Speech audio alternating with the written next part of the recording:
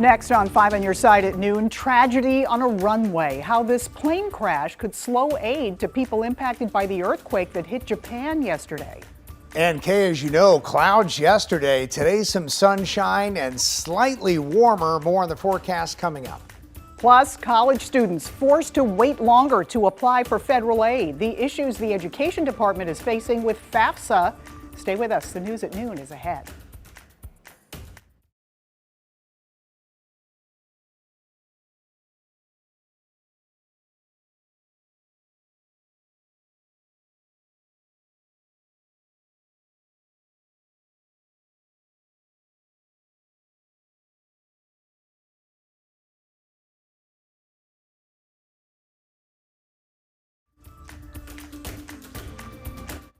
January 16th, COCASTL.org. If you've been injured and think you can't afford a lawyer, think again. There's no upfront cost to hire me and my team, and absolutely no fee until we win your case. It didn't cost me one single penny upfront to hire Mike's team after my car wreck. It was free for Mike and his team to get started on my case. And in the end, they got me a $375,000 settlement. If you've been hurt in a car wreck, call me. I've got this. Call 314-888-4444. Join Karen Foss on a holiday vacations tour. Head for Canada August 1st to the 11th on a Montreal, Quebec City, and the Canadian Maritimes tour. Experience picturesque small towns and beaches, as well as the historic cities along the Atlantic coast as we use roads and rails on this Canadian adventure. Visit holidayvacations.com keyword KSTK for more information and to watch a travel show. Or call 888-557-1020 for a free brochure. The thing I love most about Belleville is our historic downtown. There's so many different things to do with our family and so many new things to see. We love it so much. We live, work, and play here. Belleville. This is 5 on Your Side at noon. Focused on you. And we begin today at noon with the weather. Here's a live look outside. Beautiful. It's a little bit warmer today. Still pretty mild for the first week in January. Thanks for being here at noon. I'm Kay Quinn. We're expecting rain this week, maybe snow next week. Meteorologist Jim Castillo has the Weather First forecast. Yeah, and we're actually dry this entire week. Now, Saturday morning, there might be a little bit of a rain-snow mix, but it looks light at this point. You're right, it is next Tuesday. Really, Monday it's rain, but then Tuesday, that mix to snow is possible. So much more of that coming up in Maine weather, but it's a beautiful day today. Plenty of sunshine out there mixed with some cloud cover. And this is a look at Interstate 70 and right over St. Charles. Things look great. Even the arch there, a couple high clouds out there. And temperatures at the moment, 40 degrees, west-southwest wind at 10 miles an hour. So we're not warming up too quickly. So probably 44 for that high today instead of 47. So this morning we were in the 20s and some of us in the teens. And then at noontime, of course, we're right at 40 and 44 in the afternoon. Southwest wind at 5 to 10 miles an hour.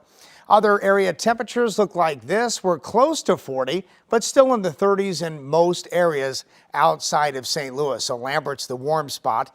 And here it is. You can see a 46 in Festus to a 40 in Litchfield. And we'll talk about those precip chances coming up in the 7-day in just a few minutes, Kay? All right, we'll see you then. Thank you, Jim. The Major Case Squad is investigating a homicide in Delwood. We're told officers found the body of a victim inside a home on South Schluter Avenue Monday night. They say someone shot him several times. That person, the victim, has not been identified. A man is in critical condition today after being beaten by 2 people in St. Louis. Police say the 52-year-old victim was drunk when he started a fight with 2 men near the Crown Mart on North Jefferson last night. They say the men beat the victim by kicking him and hitting him with a glass bottle. The suspects are now in custody. No charges have been filed. We're still gathering information about a deadly shooting that left a 16-year-old boy dead in Lincoln County. The incident happened Sunday morning at a home on Dotson Road just outside of Troy on the east side of Quiver River State Park. Investigators are only telling us the shooting stemmed from a domestic disturbance. There have been no arrests. The victim was a student at New Horizons High School. District officials say crisis counselors are available to help students and staff. Fire investigators on the scene of 2 house fires in Festus. This is one of 2 homes that caught fire during the overnight hours. This home is on Englewood Acres. The other is on Adams Street. We're told everyone got out of both homes. The deal between BJC Health System and St. Luke's Health System of Kansas City is done. The 2 nonprofits completed their transaction to combine as a single health system. The transaction officially closed yesterday when St. Luke's joined BJC. The single company now employs 44,000 workers in Missouri and is home to 5 of the top 10 hospitals in the state. That's according to U.S. News and World Report rankings. Happening today, a former St. Louis County police officer will face a judge. Matthew McCullough is accused of firing shots at a trunk-or-treat event in Kirkwood. Megan Kernan has more on what to expect. In just 90 minutes, Matthew McCullough is scheduled to be in court here in Clayton for a bond reduction hearing. He faces 15 felony charges for allegedly opening fire at a trunk-or-treat event at North Kirkwood Middle School last October. Investigators say McCullough fired his gun into the air at least a dozen times. Hundreds of parents and children packed the school event. Witnesses claim McCullough aggressively approached people beforehand, shouting, quote, "You are all going to die." The 15 felony charges he faces include multiple counts of endangering the welfare of a child, armed criminal action, and making a terrorist threat. McCullough resigned days later from the St. Louis County Police Department, where he was an officer since 2019.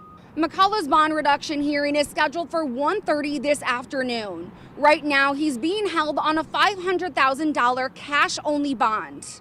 Reporting in Clayton, Megan Kernan, 5 on your side. Also today, the Maryland Heights government is extending work hours and implementing a 4-day work week for civilian workers. City leaders say the changes are designed to make government offices more accessible and convenient. The government center is now open 90 minutes earlier and a half hour later. Right now, Missouri Governor Mike Parson signing an executive order that affects foreign-owned agricultural land. According to a report by the USDA, about 1.8% of all land in the country is owned by foreign investors and companies. About 1.2% is owned in the Show Me State by foreign companies. We'll have details of the executive order on 5 on Your Side at 4, 5, and 6, and of course online. St. Louis just recorded its 3rd straight year with a decline in homicides. Police tallied 158 murders in 2023. Political editor Mark Maxwell has reaction to the improving trend. St. Louis leaders ended 2023 in a ceremony of somber sadness. To honor and remember each St. Louisan tragically lost to gun violence. But rang in the new year, unwrapping a surprising gift. Statistics showing a safer city. When you sit back and look at it on a broad scale, it's mind-blowing because this work can get overwhelming. We met Khalil Munir at the halfway point of 2023 back in June, uniting grief-stricken families behind this rallying cry. Honoring and remembering those who were tragically taken from us. Then, a turning point. Around that time, the police department's monthly homicide reports started falling, eventually reaching the second sharpest year-over-year decline since 1995. Seeing that now is refreshing. You know, it's like a jolt of energy, you know, to help us to just keep going and keep going. While a statistician's spreadsheet offers cold comfort to the sting each victim's family feels, the trend line starts to show an outline of a city beginning to heal. And so you have to push and you have to push and you have to push, regardless to if you see direct results right away or if they come on the long term. But it's about continuous work. And those encouraging reports about work paying off, fueling feelings of hope and resolve in a new year. I pray for this resolution. I pray that we could continue to decrease violent crimes. Advocates who work to fight gun violence say these signals of a safer city can help attract investors, businesses, jobs, and families. Still ahead, dramatic footage of a plane in flames. How this crash could impact earthquake rescue efforts in Japan. And a 90s TV star attacked by a gang of bikers. He tells his story on social media.